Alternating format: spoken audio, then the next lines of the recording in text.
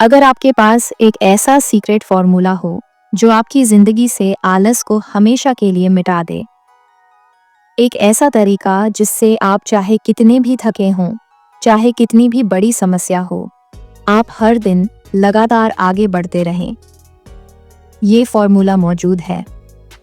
ये जापानियों ने बनाया है, एक ऐसी सभ्यता जिसने दुनिया को दिखाया है कि अनुशासन, सादगी और निरंतरता किस तरह चमत्कार कर सकती है।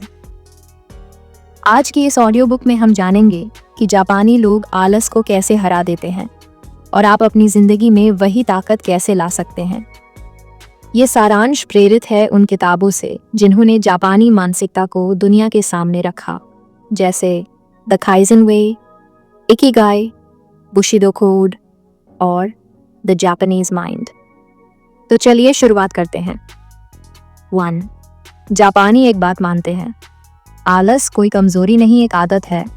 हम में से कई लोग सोचते हैं कि मैं आलसी हूं इसलिए कुछ नहीं कर पाता, लेकिन जापानी फिलॉसफी कहती है आलस आपके व्यक्तित्व का हिस्सा नहीं है, यह सिर्फ एक पैटर्न है। और ये बात आप भी जानते हैं कि कोई भी पैटर्न बदला जा सकता है। जापानी लोग आलस को इमोशनल ब्लेम की तरह नहीं देखते, वे इसे एक ट्रैफिक सिग्नल की तरह देखते हैं। जब शरीर और मन रुक जाते हैं, मतलब सिग्नल रेड है। ये सिग्नल इसलिए है ताकि आप समझें, मुझे अपनी राह बदलनी है, रुक कर सोचने की ज़रूरत है। मतलब आप थोड़ा रुकते हैं और सोचते हैं कि क्या मेरे पास कोई और दूसरा रास्ता है। इस सोच का फ़ायदा ये है कि आप खुद पर गुस्सा नहीं करते, आप खुद को दोष नहीं देते, आप बस एक नया रास्ता ढूंढते हैं। और यही पहला कदम है, अपने आप को गलत मानना बंद करके सिस्टम को ठीक करना। एग्जाम्पल के लिए, अगर आपको अपने एग्जाम की तैयारी स्टार्ट करनी है और आपको आलस फील हो, तो आप रुको और सोचो कि आपके पास और क्या रास्ते हैं। जैसे कि आपको कौन सा टॉपिक बहुत पसंद है, या क्या आपने सिलेबस चेक किया है, कौन सा पार्ट कितने नंबर का आने वाला है। ये स्टेप्स लगते तो छोटे हैं, लेकिन यकीन मानिए ये आपको स्टार्ट करने में हेल्प करते हैं, और यही तो करना था। तो जापानी शक्ति, काइज़न। काइज़न जापान की सबसे प्रसिद्ध आदत है। इसका मतलब है छोटे छोटे कदम, हर रोज। जापानियों का मानना है कि हम आलसी इसलिए महसूस करते हैं क्योंकि हम एक ही बार में बहुत बड़ा लक्ष्य लेने की कोशिश करते हैं। जैसे कि एक दिन में 50 पेज पढ़ने का सोचोगे, दिमाग डर जाएगा। एक महीने में कमाई दुगुनी करने का प्लान बनाओगे, ब्रेन रजिस्ट करेगा। जिम की 2 घंटे की प्लानिंग शुरू करने से पहले थकान लगेगी। लेकिन काइज़न कहता है 1 मिनट करो, लेकिन आज ही करो। जापान में इसे इचे नीचे इचिबुन कहते हैं, हर दिन बस थोड़ा सा। ये तकनीक इतनी शक्तिशाली है जिसका इस्तेमाल करके जापानी कंपनियां दुनिया की सबसे बड़ी कंपनियां बनी, जैसे कि टोयोटा, सोनी, पैनासोनिक। उनका कहना था कि हर दिन बस 1% खुद को इम्प्रूव करो, यानी कि कल से 1% बेहतर काम आज करो। और यह एफर्ट्स धीरे धीरे साथ मिलकर बहुत बड़ा बदलाव ला सकते हैं। इसीलिए अगर आपको कोई काम शुरू नहीं हो रहा, तो बस 1 मिनट की प्रैक्टिस से शुरू करो। 1 मिनट पढ़ो, 1 मिनट वॉक, 1 मिनट सफाई, 1 मिनट स्केचिंग। ऐसा करने से हमारे दिमाग को लगता है ये तो बहुत आसान है, और आप और ज़्यादा एफर्ट्स लगाने लग जाते हैं। तब आलस आपको रोक ही नहीं पाता। 3. जापानी शांति। जेन माइंड दिमाग को ज़्यादा मत सोचने दो। जापानी जानते हैं कि आलस का असली कारण काम नहीं, ओवर थिंकिंग है। हम सोचते जाते हैं, कैसे होगा, कितना टाइम लगेगा, अगर मैं फेल हुआ तो, मेरा मूड नहीं है, और फिर आलस हमला कर देता है। जैन फिलॉसफी एक साधारण समाधान देती है, डू इट नाउ। उस काम के बारे में ज़्यादा मत सोचो। जैन मंदिरों में शिष्य को आदेश मिलता है, फर्श साफ करो। वह कोई सवाल नहीं पूछता, न क्यों, न अभी क्यों, न मैं बाद में कर लूंगा। वह बस करता है, और इस तुरंत एक्शन का नियम दिमाग को तेज बनाता है। जैन माइंड कहता है, आप कार्रवाई से पहले नहीं सोचते, आप कार्रवाई करते हुए सोचते हैं। अगर आप भी 5 सेकंड का रूल अपनाएं, बस तुरंत शुरू कर देना है, तो आलस की 80% समस्या खत्म हो जाएगी। 4. इकिगाई की ताकत। जापान में ओकिनावा दुनिया की सबसे लंबी उम्र वाले लोगों की जगह है। यहाँ के लोग खुश, सक्रिय और गजब के अनुशासित हैं। इनका सीक्रेट है इकिगाई। इकिगाई मतलब वह एक कारण जिसके लिए आप हर सुबह उठते हैं। अगर जिंदगी में आपका कोई गहरा कारण नहीं, तो हर काम भारी लगता है, काम टालने का मन करता है, मोटिवेशन गायब रहता है। लेकिन जब आपका इकिगाई साफ हो, आपकी एनर्जी हर तरफ बहती है। जापानी कहते हैं, मोटिवेशन नहीं, मिशन आपको चलाता है। इकिगाई ढूंढने के 4 सवाल। आप किस चीज से प्यार करते हैं? आप किस काम में अच्छे हैं? दुनिया को किस चीज की जरूरत है जिससे आप कमाई कर सकते हैं? जब ये चारों मिलते हैं, एक ऐसा उद्देश्य बनता है जो आलस को खा जाता है। तो सोचो इन सवालों के जवाब और अपना इकिगाई आपकी लाइफ बदल देगा। 5. जापानी आदत मोनोजुकुरी। जर्मनी में इंजीनियरिंग सम्मान है, भारत में सरकारी नौकरी सम्मान है, लेकिन जापान में हर काम को कला माना जाता है। उसके लिए एक शब्द है मोनोजुकुरी, मतलब किसी काम को प्यार से बनाना, ध्यान से करना, अपने श्रेष्ठतम रूप में करना। जापानी चाहे जूते बनाए, चाकू बनाए या ट्रेन चलाए, वो उसे कला की तरह करते हैं। और जहाँ कला है वहीं उत्साह है, वहीं जुनून है, वहीं आलस खत्म। अगर आप किसी भी काम को मुझे करना ही पड़ेगा वाली भावना से करते हैं, तो आप आलसी हो जाओगे। लेकिन अगर आप उसे ये मेरा आर्ट है वाले एटीट्यूड से करो, तो वही काम आपकी ताकत बन जाता है। 6. डिक्लटरिंग यानी सफाई। जापानियों का मानना है, जहाँ गंदगी वहाँ मन की थकान। अगर आपका कमरा अव्यवस्थित है, आपका डेस्क बिखरा हुआ है, आपके कपड़े इधर उधर हैं, तो मन कभी तेज नहीं चलेगा और दिमाग धीमा हो गया, तो आलस आपका पीछा नहीं छोड़ेगा। एक प्रसिद्ध जापानी सिद्धांत है, सिर्फ वही चीज अपनी जिंदगी में रखो जो आपको खुशी देती है। यह सिद्धांत सिर्फ कमरे पर नहीं, आपकी मानसिक जगह पर भी लागू होता है। जब आपका माहौल साफ और शांत होता है, आपका दिमाग भी कम लोड फील करता है और आलस खुद ही कम हो जाता है। 7. जापानी 3S रूल। जापान की फैक्ट्रियों से लेकर स्कूलों तक एक नियम चलता है। इसे कहते हैं 3S सिस्टम, जिसका मतलब होता है सेरी, सेटन, सेसो। सेरी का मतलब सिर्फ ज़रूरत की चीज़ें चुनो, फालतू चीज़ों को हटा दो। सेटन का मतलब हर चीज़ को एक जगह दो। सेसो का मतलब हर दिन थोड़ा थोड़ा सफाई। ये रूटीन छोटे कदमों में इतनी आदत बना देता है कि आलस को जगह ही नहीं मिलती। आप भी चाहें तो 3 चीज़ें रोज़ कर सकते हैं। पहला, उन चीज़ों को पहचानो जिनकी आपको ज़रूरत नहीं और उनको हटा दें। दूसरा, चीज़ों को उनकी जगह पर रखना, चीज़ों को व्यवस्थित रखें ताकि कौन सी चीज़ कहाँ है आपको ढूंढना ना पड़े। तीसरा, काम खत्म होते ही अगर क्लीनिंग की ज़रूरत है तो तुरंत कर ले, बाद के लिए ना छोड़े। समय के साथ आप देखेंगे कि ये छोटे छोटे सिस्टम दिमाग को अनुशासन की ट्रेनिंग देते हैं।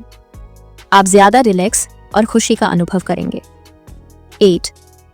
जापानी टाइम मैनेजमेंट शुहारी। शुहारी जापानी मार्शल आर्ट्स का सिद्धांत है। ये कहता है कि आलस तब आता है जब हमें पता नहीं होता कि किस नियम का पालन करना है। शुहारी के 3 स्टेप हैं। SHU का मतलब है नियम सीखो। शुरुआत में दूसरों के तरीकों का पालन करो, मत सोचो क्या सही है क्या गलत। HA का मतलब है उस नियम को अपना लो, लेकिन उसमें अपना स्टाइल ऐड कर दो, यानी अभ्यास से अपना पैटर्न बनाओ। RI का मतलब है नियमों से आगे बढ़ो। अब जब आपने अपना नियम बना लिया है अपने स्टाइल में, तो उसे फॉलो करो, आपका अपना फ्लो बन चुका है। अब काम आसान लगता है, आलस की दहशत खत्म हो जाती है। शोहारी आपको बताता है कि हर अनुशासन एक दिन में नहीं आता, ये एक यात्रा है और हर स्टेज ज़रूरी है। 9. जापानी मनोविज्ञान। गाम्बारे। जापान में बच्चों को शुरू से सिखाया जाता है गाम्बारे। इसका मतलब होता है पूरी कोशिश करना आखिरी सांस तक, रिजल्ट की चिंता किए बिना। ज़्यादातर आलस तब आता है जब हम फेलियर से डर जाते हैं, जब आपको लगता है मैं नहीं कर पाऊंगा। तब शरीर खुद को बचाने के लिए आलस को हमारे सामने ला देता है। लेकिन गाम्बारे मानसिकता कहती है चाहे जितना भी छोटा काम हो, रिजल्ट का मत सोचो, कोई फर्क नहीं पड़ता। रिजल्ट अच्छा हो या बुरा, काम को पूरी लगन से करो। जब आप काम स्टार्ट कर देंगे, दिमाग खुद एक्टिव हो जाएगा। 10वां जापानी सामुराई कोड, बुशिडो। सामुराई अपनी जान दे देते थे, लेकिन अपने शब्द से पीछे नहीं हटते थे। उनका एक नियम था, अगर कहा है तो करना है। यही मंत्र आलस को खत्म करता है, क्योंकि आलस तब जीतता है जब दिमाग आपको बोल दे छोड़ो, बाद में कर लेंगे। अगर आप रोज खुद से छोटे वादे करेंगे, अपने छोटे छोटे वादों को पूरा करेंगे, जैसे मैं 1 मिनट पढ़ूंगा, मैं 10 पुशअप करूंगा, मैं 5 लाइन लिखूंगा, ऐसा करने से दिमाग धीरे धीरे सीखने लगता है। यह इंसान वही करता है जो बोलता है, और यह आत्मविश्वास लाइफ बदल देता है। 11 जापानी सामाजिक हैक, साथ में काम करना क्यों दो। जापान में अकेले काम करना कम, साथ में काम करना ज्यादा आम है, क्योंकि इंसान का दिमाग दूसरों को देखकर तेज हो जाता है। इसे कहते हैं मिरर प्रोडक्टिविटी। आपने देखा होगा, लाइब्रेरी में पढ़ाई ज्यादा हो जाती है, जिम में वर्कआउट आसान लगता है, किसी दोस्त के साथ बैठकर प्रोजेक्ट करना मजेदार हो जाता है। जापानी लोग इसी आदत का फायदा उठाते हैं। वे ग्रुप स्टडी, ग्रुप सफाई, ग्रुप मेडिटेशन करते हैं। आप चाहें तो फोकस साथी बना सकते हैं। इसके साथ बैठकर सिर्फ अपना अपना काम करें। इससे आपका आलस गायब होगा और फोकस शार्प होगा। 12 जापानी तरीका, एक्टिव रेस्ट। जापानी लोग आराम को सोफे पर लेटने से नहीं जोड़ते। उनका मानना है थकान का इलाज निष्क्रियता नहीं, एक्टिव रेस्ट है। मतलब बस बेड में पड़े रहने से अच्छा आप कुछ ऐसा कर सकते हैं जिसमें आपको सुकून और खुशी फील होती हो, जैसे टहलना, चाय का छोटा ब्रेक, स्ट्रेचिंग, 10 मिनट मेडिटेशन, पौधों की देखभाल। जब आप एक्टिव रेस्ट लेते हैं तो दिमाग रिलैक्स होता है और शरीर भी हल्का महसूस करता है।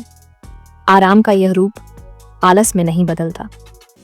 13 जापानी माइंड ट्रिक, 5 सेकंड रूल। जापानी जेन मास्टर्स कहते हैं आलस का असली समय सिर्फ 5 सेकंड होता है। यानी अगर आपने किसी काम को 5 सेकंड के अंदर शुरू नहीं किया तो दिमाग बहाने बनाने लगेगा। इसीलिए वे 5 सेकंड रूल अपनाते हैं। 5 सांस लो, 4 टेबल सेट करो, 3 खड़े हो जाओ, 2 हाथ उठाओ, 1 काम शुरू। यह ट्रिक आलस को सोचने का मौका नहीं देती। 14 फ्लो स्टेट, काम में डूब जाने की कला। जापानी कलाकार, कारीगर और शेफ एक ऐसी दुनिया में चले जाते हैं जहां समय रुक जाता है। इसे कहते हैं फ्लो स्टेट। फ्लो स्टेट में जाने का जापानी फॉर्मूला, एक ही काम करें, छोटे स्टेप, बिना रुकावट, पूरा ध्यान, बिना मोबाइल। जब आप रोज 10 से 20 मिनट फ्लो में जाते हैं तो काम आपका दोस्त बन जाता है, फिर आलस दूर भाग जाता है। 15 आदत नहीं सिस्टम बनाओ। जापानी लोग कहते हैं कि अगर आपकी जिंदगी मूड पर चलेगी तो आप कभी भी लगातार काम नहीं कर पाएंगे, लेकिन अगर आप सिस्टम पर चलेंगे तो आलस का कोई असर नहीं होगा। इसका मतलब क्या है? जब हम कोई काम अपने मूड के हिसाब से करते हैं तो दिक्कत ये होती है, कभी मन करता है, कभी नहीं, कभी एनर्जी होती है, कभी खत्म, कभी मोटिवेशन रहता है, कभी गायब, कभी मौसम ठीक है, कभी नहीं। यानी काम करने का पूरा फैसला मन के उतार चढ़ाव पर चल रहा है, और मन तो हमेशा बदलता है, इसलिए काम रुकता रहता है। सिस्टम का मतलब है एक छोटा सा तय किया हुआ रूटीन, चाहे मन करे या नहीं। जैसे सुबह उठकर 2 मिनट स्ट्रेचिंग, हर शाम 10 मिनट पढ़ाई, रात को 5 मिनट रूम सेट। हर दिन एक छोटा सा लक्ष्य। अगर आप बदलना चाहते हैं तो अपने मन पर भरोसा मत कीजिए। एक छोटा सा सिस्टम बनाइए और रोज उसका एक छोटा हिस्सा पूरा कीजिए।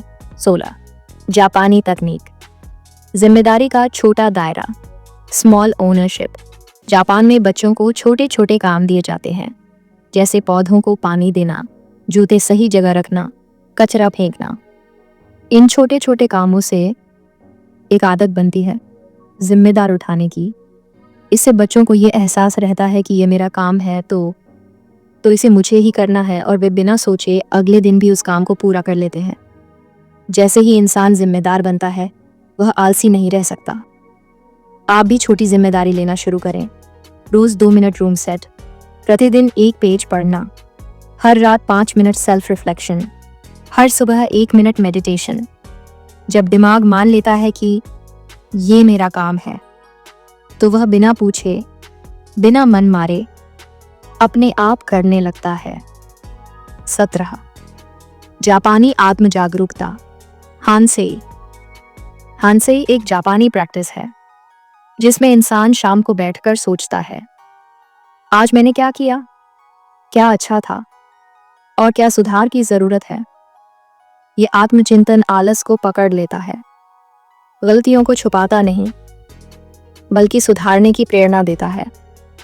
आप खुद से रोज पूछें, क्या आज मैंने अपना 1% सुधार किया? क्या मैंने आज कुछ टाला? कल मैं इसे कैसे बेहतर करूंगा? इस एक आदत से आप अपनी जिंदगी को गहरी समझ से चलाने लगते हैं। 18वां जापानी फिलॉसफी, वाबी साबी, यानी परफेक्शन के पीछे मत भागो। आलस का सबसे बड़ा कारण परफेक्शन का डर। जब हम सोचते हैं सब कुछ एकदम परफेक्ट होना चाहिए, तो हम शुरू ही नहीं करते। लेकिन जापान की वाबी साबी सोच कहती है, अपूर्णता ही वास्तविक सुंदरता है। मतलब शुरुआत खराब भी हो, कोई बात नहीं, कमियां हो, कोई बात नहीं, धीरे हो, कोई बात नहीं, बस शुरुआत करो, आगे बढ़ते रहो। सफर ही आपको बेहतर बनाता है। तो दोस्तों, यही है जापानियों का वो अनोखा तरीका जिससे वो आलस को हर बार मात देते हैं। अगर आपको इस ऑडियो बुक से थोड़ा भी फायदा हुआ, अगर आपको महसूस हुआ कि हाँ, मैं भी बदल सकता हूँ, तो याद रखिए, ज्ञान तभी असर करता है जब आप उसे लगातार सुनते और अपनाते हैं। इसलिए ज़रूर सब्सक्राइब करें ताकि हर हफ्ते ऐसी ही प्रेरणादायक किताबों की ज्ञान यात्रा आपके कानों तक पहुंचती रहे। कमेंट में बताइए कौन सा जापानी तरीका आप सबसे पहले अपनी ज़िंदगी में अपनाने वाले हैं। मैं हूं आपकी साथी लिली। अगले एपिसोड में फिर मिलते हैं। तब तक छोटे कदम लेते रहिए, बड़े बदलाव खुद ब खुद आते रहेंगे। धन्यवाद।